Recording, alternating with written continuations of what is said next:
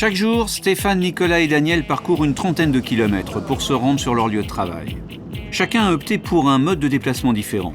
Nous les avons suivis dans leur trajet quotidien en voiture, à moto et en transport en commun.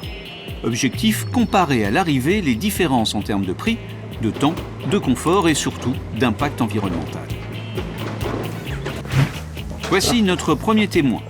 Stéphane quitte son domicile à Houille et il n'a pas une minute à perdre. Il commence d'abord par déposer son fils à l'école à 8h15. Puis il entame sa course contre la montre pour rejoindre le CNRS où il est ingénieur, dans le 13e arrondissement à Paris.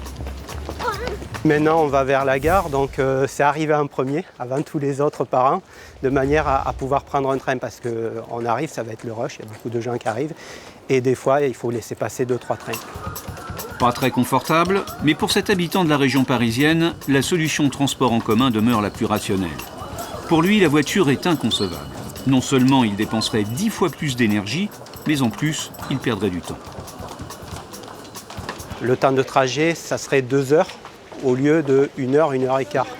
Et déjà 1 heure et quart, c'est conséquent. Ça me fait 2h30 par jour, ce qui veut dire qu'une journée de ma semaine de temps de travail est consacrée au transport. Comme Stéphane, un francilien sur 2 utilise les transports en commun et en subit régulièrement les aléas. Aujourd'hui, la galère commence à son arrivée à la gare de Lyon avec un incident technique. Et là, de suite, c'est la folie. C'est la folie, il y a un monde fou. Donc il faut attendre soit que ça se rétablisse, soit trouver un autre moyen de transport. Donc on va voir comment ça évolue et les informations qu'on a.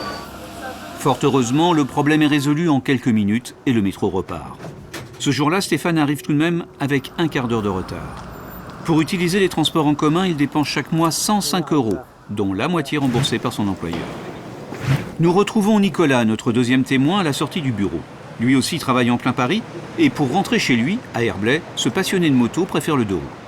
Comme je dis souvent, aller au travail en moto, c'est un peu comme faire du ski, donc on se fait plaisir.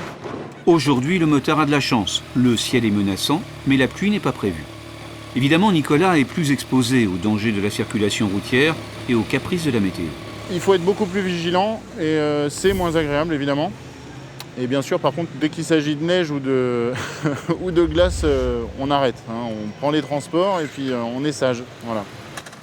Durant des années, Nicolas a utilisé les transports en commun. Et puis, il y a 2 ans, il s'est décidé à investir dans une moto.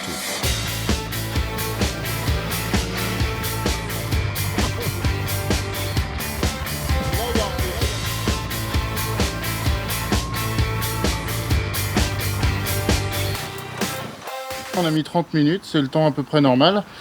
En train, c'est minimum 25 juste le trajet. En voiture, là, il faut compter une bonne heure et quart. Un temps imbattable et surtout très régulier. Quel que soit le trafic, Nicolas sait que sa durée de trajet varie très peu. Par contre, il aurait émis 17 fois moins de CO2 s'il avait emprunté les transports en commun. Les trains sont souvent en retard et tout, donc au bout d'un moment, pour être à leur réunion, pour aller chercher les enfants sans arriver 1 heure en retard à la garderie ou même 2 heures, c'est déjà arrivé, et ben on décide de prendre la moto. Côté argent, en additionnant l'investissement, le carburant, l'assurance et l'entretien, il dépense environ 200 € par mois. En France, plus de 70% des actifs préfèrent la voiture. C'est le cas de Daniel. Lui habite Fontenay-le-Fleury et travaille à Paris. Son temps de trajet en voiture est identique à celui en transport en commun, environ 1 heure, enfin, en théorie.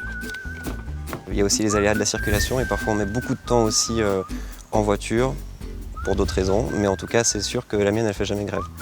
Premier geste en voiture, découvrir le temps estimé par son GPS, qui varie en fonction des incidents sur la route, à commencer par les embouteillages.